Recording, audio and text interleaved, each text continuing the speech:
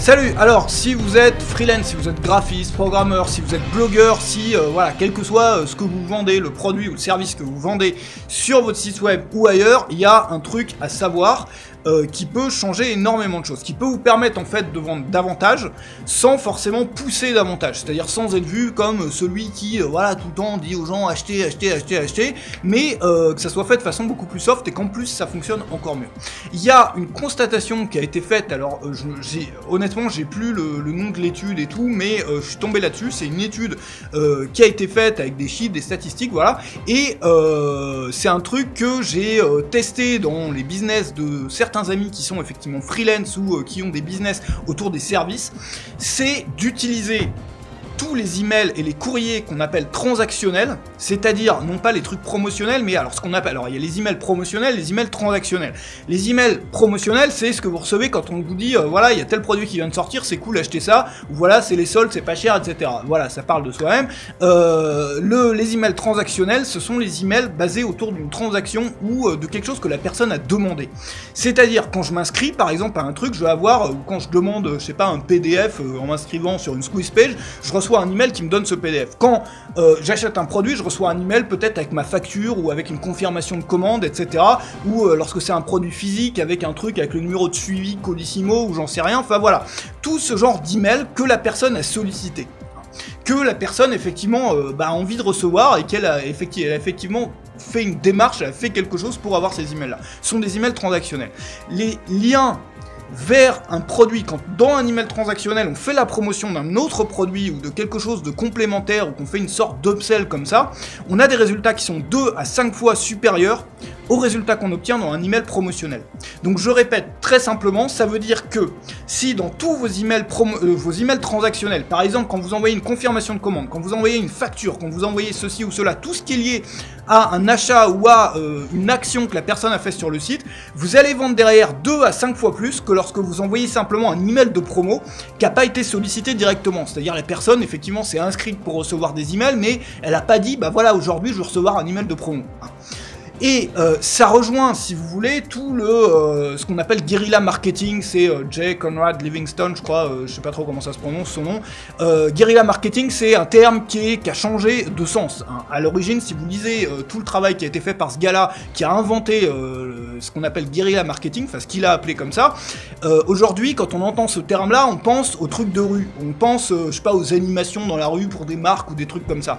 C'est simplement une petite partie de tout le système guerrilla marketing qui consiste simplement à utiliser toutes les armes, les petites armes qu'on a à sa disposition. Alors la métaphore dans le bouquin original Guerrilla Marketing, c'est ça, c'est que voilà, vous avez des grandes entreprises qui ont des moyens énormes comme, je sais pas, voilà, des armées qui vont avoir une bombe atomique, une armée de je sais pas combien d'hommes, et vous, si vous voulez faire la guerre face à ces gens-là, si vous voulez vous battre face à ces gens-là, ben vous n'avez pas l'arme nucléaire, vous n'avez pas des moyens énormes, vous n'avez pas des chars, des sous-marins et tout, donc du coup vous allez utiliser tous les petits trucs guérilla, d'où le terme, hein, qui sont déjà à votre disposition et que vous allez transformer en armes. Voilà.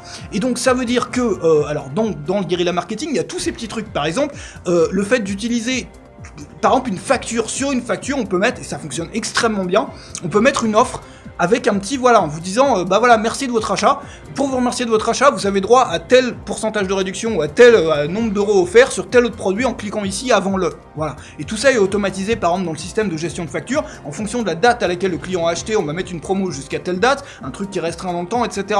On peut utiliser même dans un magasin le panneau avec les horaires d'ouverture du magasin. En fait, le guerrilla marketing, ça consiste tout simplement à utiliser tous ces petits moyens qu'on a déjà à notre disposition et à les transformer en armes. Voilà. Donc ça, c'est pour la métaphore guerrilla marketing, le boulot qui a été fait par J. Conrad Livingston, si c'est bien comme ça qu'on prononce son nom.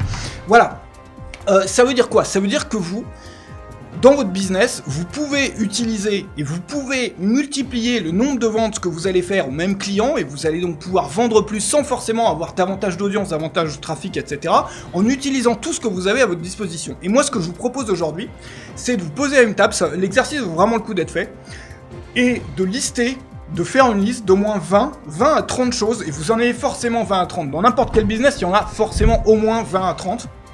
Petites choses comme ça, que vous pouvez utiliser pour vendre davantage. Comme je vous disais, on peut mettre un coupon de réduction, on peut mettre une promo sur les factures, on peut transformer aussi les emails de confirmation après commande avec par exemple une liste de produits liés, de produits relatifs, de produits qui sont un peu sur la même thématique. On peut travailler aussi au sein du produit, c'est-à-dire que sur la couverture du produit ou à l'intérieur du produit, on peut rajouter une vidéo qui va présenter quelque chose d'additionnel. Par exemple, si on vend une formation, on va pouvoir vendre à côté un abonnement peut-être, ou un cours qui permet d'aller plus loin, j'en sais rien. Lorsque vous êtes freelance ou indépendant, vous pouvez aussi proposer par exemple des offres de fidélité, vous pouvez proposer des packs, vous pouvez proposer énormément de choses comme ça. L'idée c'est donc de lister 20 à 30 choses que vous pouvez déjà utiliser, hein. Par exemple, pensez, je sais pas, même les tickets de caisse dans un restaurant, on peut utiliser ça aussi. L'idée c'est donc d'utiliser premièrement tous les emails transactionnels, deuxièmement tous les supports que vous avez comme les factures et autres pour les utiliser comme promo. On obtient donc, selon les études qui ont été faites, entre 2 et 5 fois plus de résultats sur des supports transactionnels plutôt que sur des supports promotionnels. Voilà.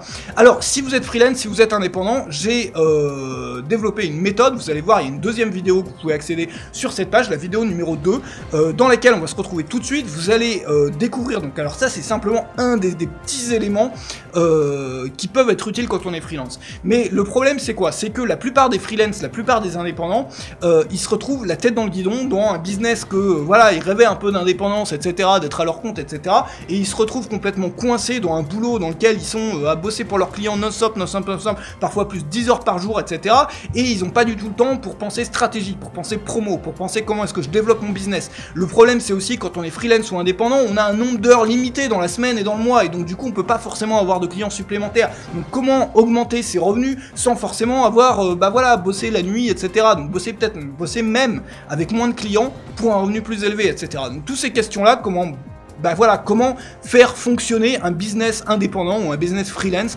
j'y réponds. Donc j'ai préparé cette vidéo, la vidéo 2, vous allez découvrir plein de petits trucs comme ça dans cette vidéo 2 à laquelle vous pouvez accéder en dessous et au-dessus sur les liens qui sont sur cette page. On se retrouve de l'autre côté. Salut, à tout de suite.